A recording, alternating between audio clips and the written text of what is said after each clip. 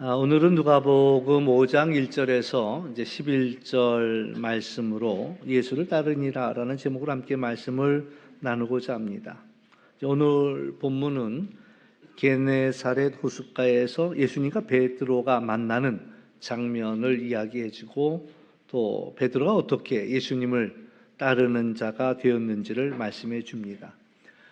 게네사렛 호수는 우리가 잘 아는 갈릴리 호수의 공식적인 그런 명칭입니다. 우리는 종종 갈릴리 바다라고 이야기하지만 엄밀히 말하면 이 갈릴리 호수는 헤르몬산에서 눈이 녹아 내리면서 만들어진 민물 호수입니다.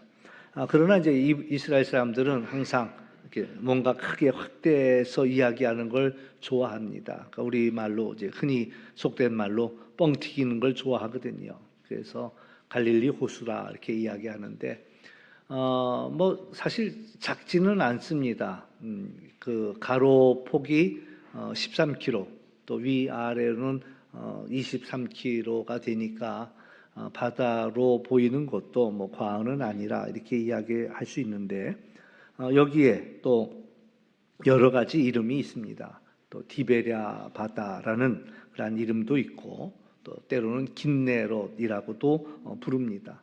이 게네사렛의 뜻은 이제 키노루에서 왔는데 심장을 의미합니다. 그러니까 이제 갈릴리 이 바다를 보면 그 모양이 꼭 심장 모양이다라고 해서 이야기하고 또 하프 모양이라고도 이야기하지요.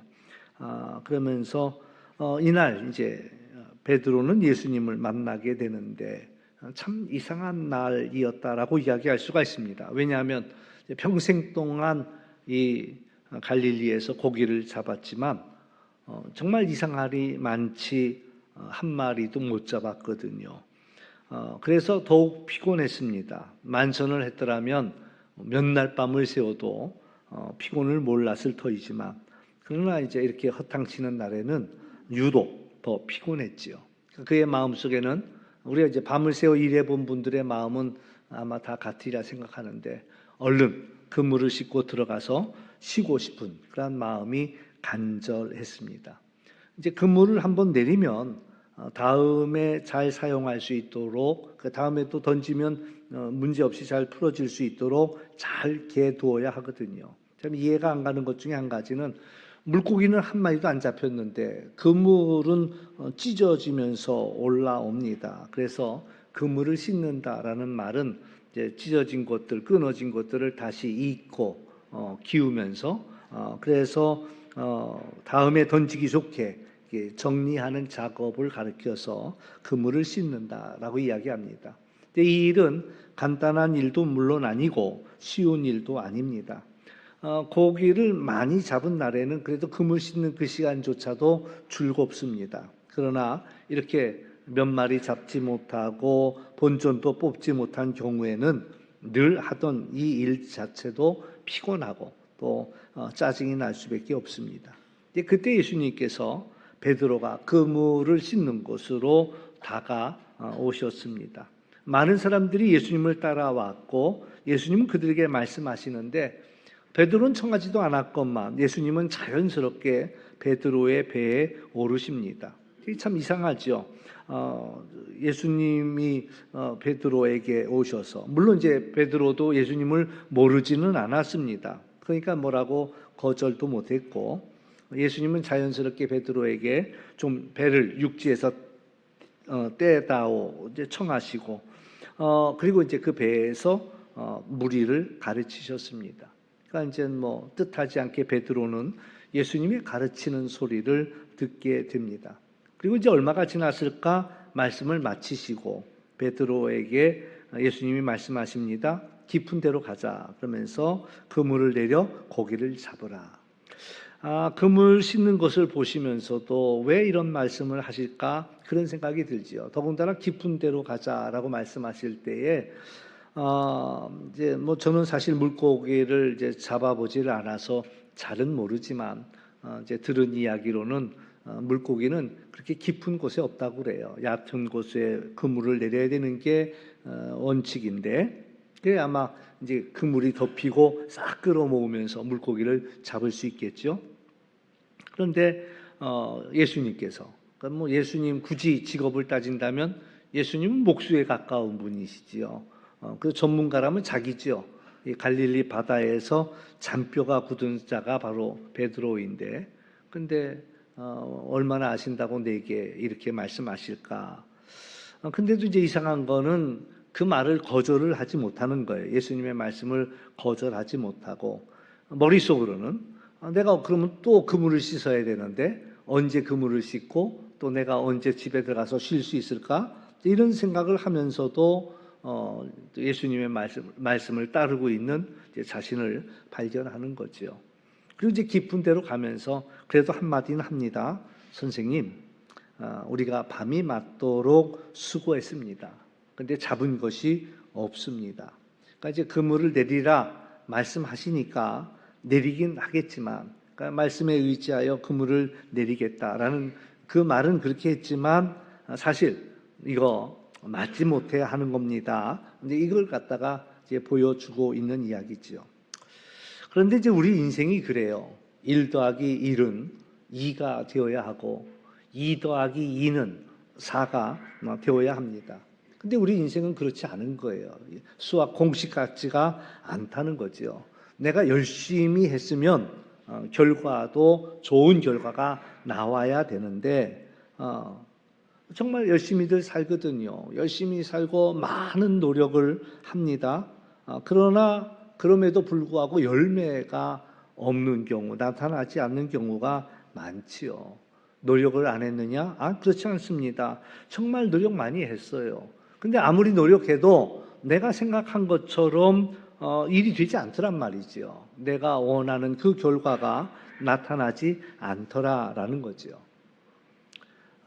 이제 엄밀히 말하면 베드로가 예수님의 말씀에 순종했다. 사실 이제 대부분 많은 이 본문을 갖고 말씀할 때 순종해서 그물을 내렸다라고 이야기합니다만은 가만히 생각해 보면 예수님의 말씀을 거절하지 못해서 사실 예전 같으면 딱 잘라 말했어야지요. 오늘은 여기까지입니다. 그만입니다. 라고 이야기했어야 되는데 그러지도 못하고 그것도 이상한 거예요. 그래서 마음은 막 집에 달려가서 쉬고 싶은데 몸은 예수님의 말씀을 거절하지 못하고 바다로 향하고 있다라는 얘기입니다. 그런데 놀라운 일이 일어난 거예요. 왜? 그물이 찢어질 정도로 많은 물고기가 잡혔습니다. 그러니까 어느 정도냐? 자기 자신의 힘으로는 이제 감당이 안 되는 거예요. 그래서 다른 배에 있는 동물들을 손짓하며 불러서 도와달라고 요청했다라는 거예요. 얼마나 많이 잡혔던지 2배에 가득 채웠는데 배가 막 가라앉을 것 같다. 저는 물고기 잡으러 가서 배를 타본 일은 없지만 이제 놀러 가서 관광 가서 배를 탄 적이 있어요. 근데 같이 탄 사람들이 몸무게가 꽤 나가니까요. 배가 막 가라앉으려고 그래. 조금만 더 했다가는 막 그 사공도 말려. 가만히 계세요. 이러다고. 왜? 자칫해가지고 이게 배가 흔들리면은 물이 막 들어올 정도로. 그러니까 그 느낌을 알겠어요. 얼마나 많이 잡았으면은 이제 더 담을 수 없을 정도. 조금만 더 담았다가는 배가 가라앉을 그런 지경까지 잡혔다. 근데 이제 베드로의 반응이죠. 이제 베드로가 이 엄청나게 물고기가 잡혔으면은 얼마나 기뻤겠어요. 얼마나 감사하겠어요. 그러니까 막 절이라도 해야 될 그런 판국입니다. 근데 그렇지 않았어요. 이제 오래전 이야기지만 우리 이제 제 동생이 이제 법대를 졸업하고 사법고시 시험을 치루었습니다. 그러니까 1차 시험은 곧잘 통과가 되는데 2차 시험이 아마 이게 녹록치 않았나 봐요. 그러니까 이제 떨어지고 다시 시험 보고 떨어지고 다시 시험 보고 이제 이러면서 시간이 꽤 지났습니다. 그리고 이제 결국엔 2차도 통과를 했어요. 그러니까 너무나 기뻐갖고 저한테 이제 전화를 한 거예요. 그러면서 이제 자기 합격된 소식을 알려주는데 전화기 저너머로 들려오는 그 목소리는 한 번도 들어보지 못한 목소리예요. 그러니까 내가 이제 궁금하잖아요. 누구세요? 그랬더니 형 나야 이렇게 얘기하는데 그 어떻게 들으면 동생 목소리 같기도 하고 어떻게 들으면은 생전 처음 듣는 목소리고, 그러니까 자기도 너무 흥분이 되고 격양이 되니까 하이톤이 나오니까 뭐 그런 목소리는 살아 있는 동안 한 번도 들어보지 못한, 그때 이후로도 그때 전으로도 들어보지 못한 그런 목소리였거든요. 그러니까 전화하면서도 전화 지금 나한테 이게 맞냐고 막 물어보면서 정말 내 동생이 맞는가 막 확인을 했던 그런 일들이 있습니다. 아마 우리 모두가 그럴 거예요. 생전 처음 겪는 일들을 만나게 되면 그러면 얼마나 기쁘겠어요. 그러니까는 우리가 흥분이 되고 업이 되면서 그런 목소리가 나오겠죠. 그러니까 베드로도 평생 처음 겪는 이 일을 겪으면서 마땅히 예수님께 감사를 드리고 하나님께 영광을 돌려야 하는 것이 마땅하겠죠. 근데 이제 베드로가 하는 일은 베드로의 입에서 나온 이야기는 뜻밖의 소리가 나옵니다. 뭐라고 그랬냐면 예수님 앞에 무릎을 꿇고 엎드려 말하길 주여 나를 떠나소서 나는 죄인이로소이다 라는 고백을 하는 거죠. 그래요. 베드로에게는 평생 처음 겪는 일이었습니다. 뭐 기쁨은 말할 것도 없지요. 완전히 대박이 난 겁니다. 그런데 그 기쁨의 감정을 넘어서면서 엄청난 두려움이 밀려왔다라는 거지요. 뭐지? 도대체 이분은 누구야? 라는 폭풍 같은 깨달음이 밀려오는데, 그러면서 자신이 추해 보이기 시작하는 거예요. 내가 이렇게 추할 수가? 이사야가 거룩하신 하나님 앞에 섰을 때 화로다 나여 그러면서 내가 하나님을 보게 되었다는 거지요. 그러면서 이 베드로가 그와 같이 지극히 거룩한 분, 예수님에게서 저 막 퍼져나오는 거룩한 뜨거운 불이 자기를 태우고 소멸시킬 것 같은 그런 느낌을 받는 거예요. 자기 발은 배에 딱 달라붙었는지 한 발자국도 움직일 수가 없고, 뭐 조금만 더 했다가는 난리 나겠다 싶으니까, 그러니까 자기가 도망도 못 치겠으니까 하는 얘기가 예수님 빨리 나를 떠나시라고, 내가 죄인이다라는 고백을 하고 있다라는 거죠. 가만히 보니까 예수님의 부르는 호칭이 달라졌습니다. 처음에 예수님이 깊은 데 가서 그물을 내려라 이렇게 이야기하셨을 때만 해도 목소리를 쫙 깔고 선생님, 우리가 지난 밤에도 밤새 수고했지만 헛수고했습니다. 그때만 해도 이제 그런 무게를 깔면서 그래도 내가 이 갈릴리 바다에서 내가 누군데, 잔뼈가 굳은 사람인데 일가견이 있고 그리고 누구에게도 뒤지지 않는다라는 그런 자부심이 있다라는 그런 뉘앙스를 담아서 선생님 이렇게 불렀는데, 이제는 예수님을 향하여 주님이라고 고백하고 있다라는 거예요. 주여 나를 떠나소서 나는 죄인입니다 라는 고백을 하는 거죠. 사실 모든 사람이 놀랬습니다. 베드로도 놀랬고, 베드로와 함께 그물을 끌어올리던 사람들도 놀랬고, 다른 배에 있던 동무들도, 야고보, 요한도 다 놀랬습니다. 왜? 이분이 도대체 누구시기에 엄청난 능력 앞에서 놀라다 못해 그들은 두려워 떨고 있는 겁니다. 예수님이 말씀하시는 거예요. 무서워하지 말라. 이제 내가 이제는 그다음 그 뭐라고 말씀하셨을까요? 이제는 이제 내가 사람을 취하리라. 놀라운 일이 일어난 거예요. 그리고 나서 그들이 배를 육지에 대고는 모든 것을 버려두고 예수님을 따랐다라고 말씀하고 있습니다. 참 이상한 날이지요. 예수님이 베드로를 찾아오신 그날 참 이상한 날이에요. 어떻게 생각하면 어쩌다 예수님이 그 배에 오르신 것처럼 보이지만, 예수님은 베드로를 만나려고 일부러 찾아오셨다라는 이야기고요. 베드로가 예수님을 만나기도 전 이미 베드로에게는 이상한 일이 시작이 된 거예요. 그동안 갈릴리에서 물고기를 잡으면서 허탕을 쳤던 일도 없지는 않았지요. 그런데 정말 이상할 만큼 어떻게 한 마리도 안 잡힐 수가 있어? 그것도 이상했던 거예요. 그러나 또 예수님을 만나고 나니 또 이상한 일을 겪지요. 물고기도 많이 잡은 날이 있었습니다. 그러나 이렇게 그물이 찢어지고 배가 잠길 정도로 잡힌 것도 완전히 또 다른 경험이다라는 거죠. 이 베드로에게는 남다른 센시티브한 면이 있었습니다. 그래서 베드로는 얼른 알아차리는 거예요.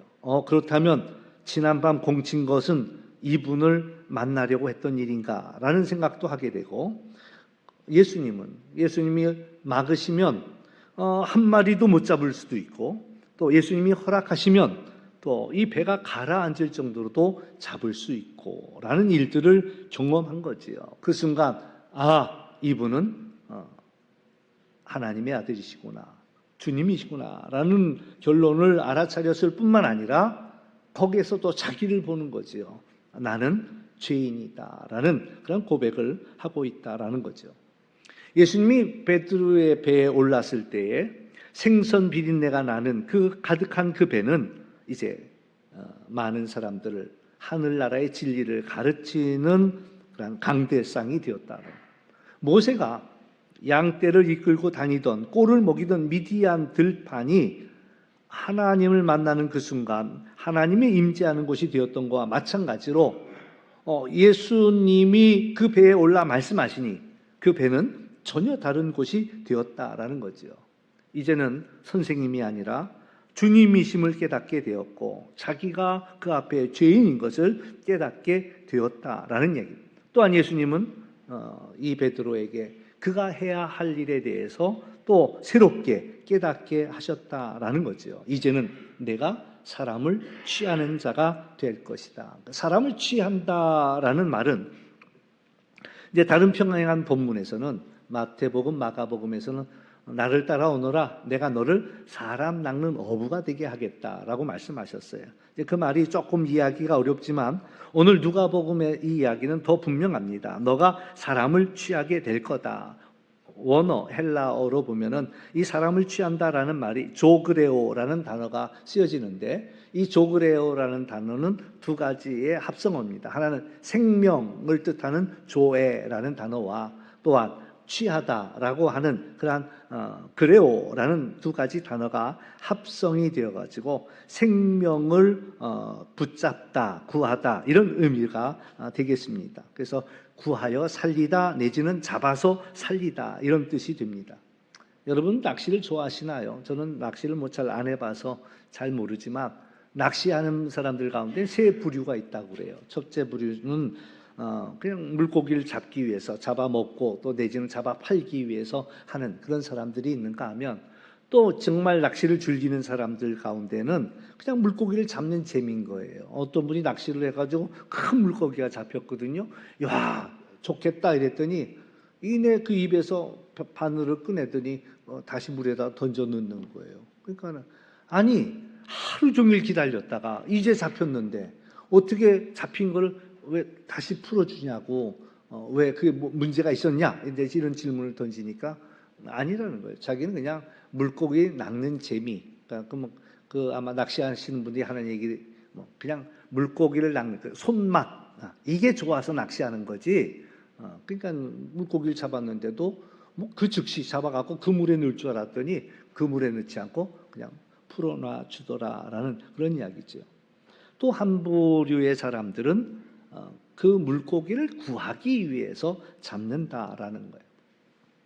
재미난 말장난 같지만 이런 단어가 있어요. 바다. 왜 바다냐? 바다는 모든 걸 다 받아주기 때문에 바다다. 이렇게 이제 이야기를 합니다.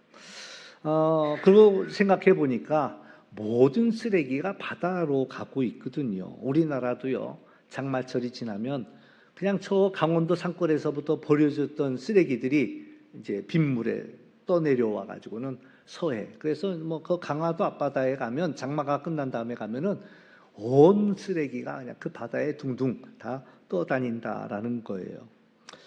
그 바람에 이제 바다는 심각하게 오염이 되어 있습니다. 가장 심각한 오염은 미세 플라스틱이지요. 그 플라스틱들이 바다로 흘러내려가면서 거기서 발생하는 이제 미세 플라스틱으로 인하여서 물고기들이 이제 그걸 먹고, 그래서 우리나라 서해안에 있는 물고기는 특별히 미세 플라스틱이 많이 함유가 되어 있다는 거예요.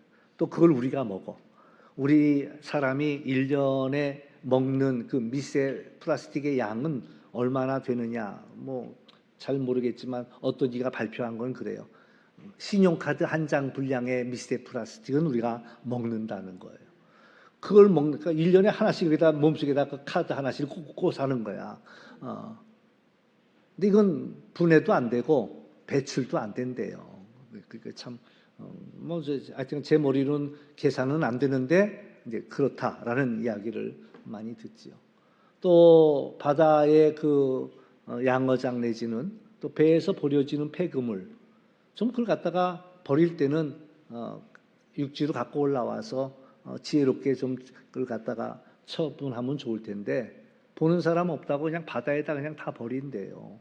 그러니까 물고기들이 뭐 상어 같은 것도 그 폐기물에 걸려갖고 그래서 꼼짝달싹 못하고 죽기도 하고 이런 일들이.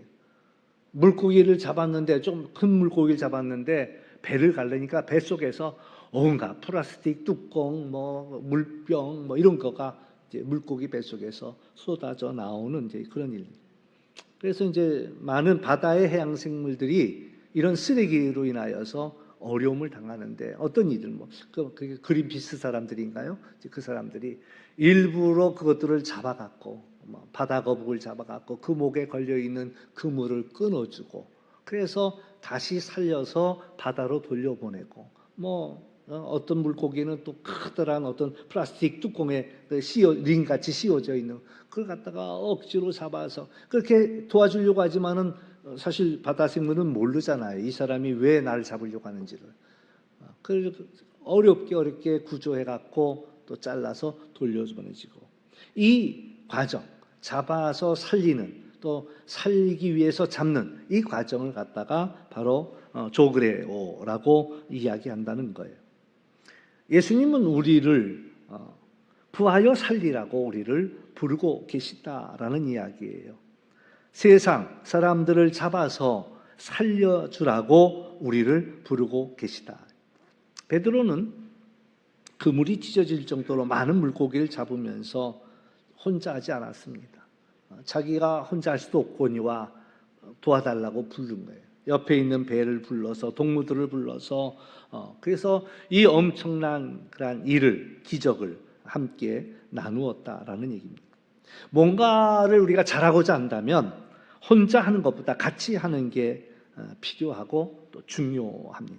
팀을 이룬다면 우리가 1 더하기 1은 2가 아니라 1 더하기 1은 3도 되고 4도 된다는 거예요. 함께 같이 모으면 내 것과 남의 것이 오히려 더 상승 효과를 가져오면서 더 엄청난 결과들을 가져올 수 있다라는 거예요.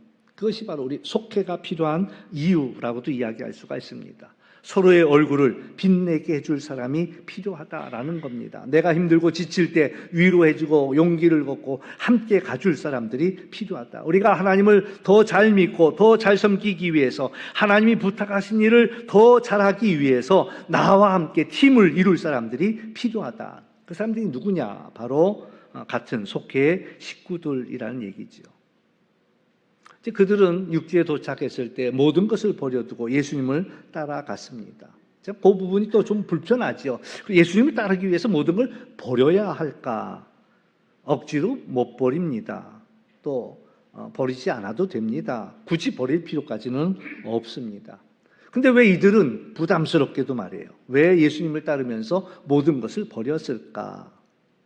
그 이유는 예수님이 누구신지를 경험했기 때문에 그렇습니다.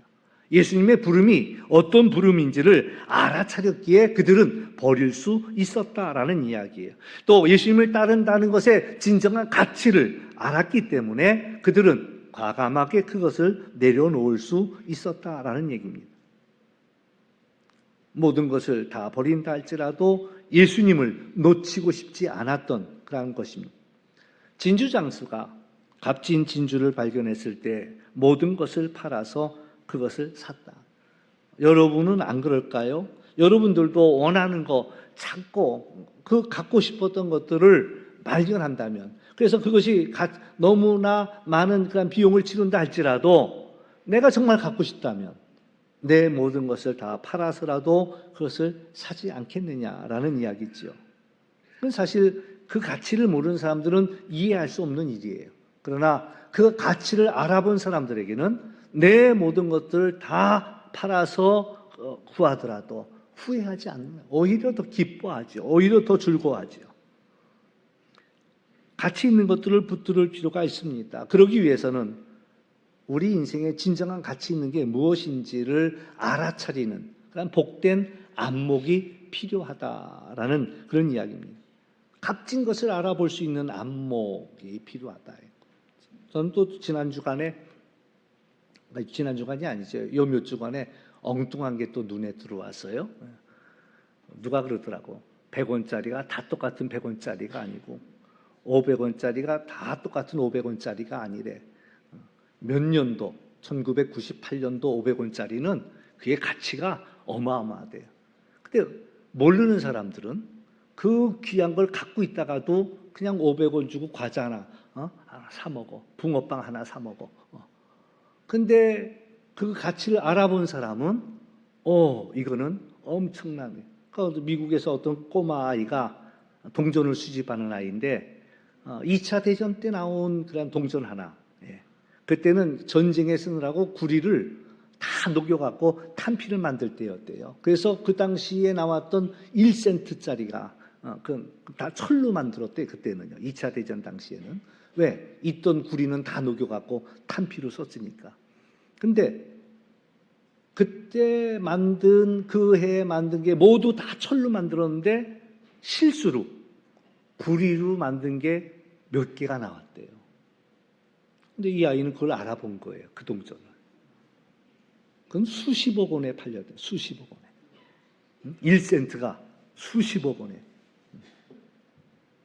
근데 이제 우리 주변에는 정말 가치 있는 것들이 많이 있거든요.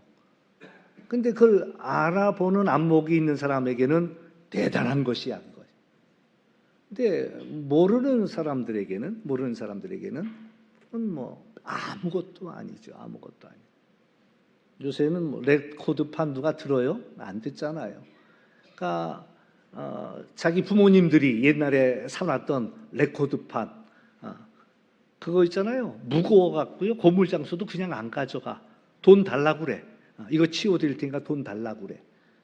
그런데요, 그 레코드판이 요새 이제 다시 인기가 올라갔는데 그 판들이 이제 비싼 값에 팔려요. 가요하고 클래식하고 있으면 어느 게 더 비쌀 것 같아요? 클래식 판이 좀 비쌀 것 같죠? 근데 그게 안 비싸요. 그거는 너무 많아갖고 그냥 그거는 뭐 2, 3천 원 해. 2, 3천 원 한 장에. 가요는요 한 장에 10,000원이 넘어가. 레코드판. 그러니까 모르는 사람은 대문 밖에 내놔. 그걸 갖다가 다 꺼내갖고 내놔. 아는 사람은 눈이 크게 떠져갖고요. 막 당근에 한번 보세요. 그거 올라오자마자 0.1초에 다 팔려나가. 그만큼 비싸. 유명한 가수께 비쌀까요? 무명한 가수께 비쌀까요? 우리가 생각할 때는 유명한 가수께 비쌀 것 같죠? 유명한 가수건 너무 많이 팔려서 너무 많이 흔해. 안 팔려. 근데 한 번 뺏기에 판을 안 받는데 돈이 없어갖고 한 번 뺏기에 못 받던 유재하? 그 사람 거는 판 한 장이 30만 원. 한 장이. 근데 그걸 모르는 사람한테는 쓰레기야. 제발 가져가 주세요. 그래가지고 가끔가다 당근에 그런 게 와. 이거 무료로 나눠줄 테니까 가져가실 분. 그러면 0.1초에 없어져. 왜? 그 사람들은 그거의 가치를 아니까.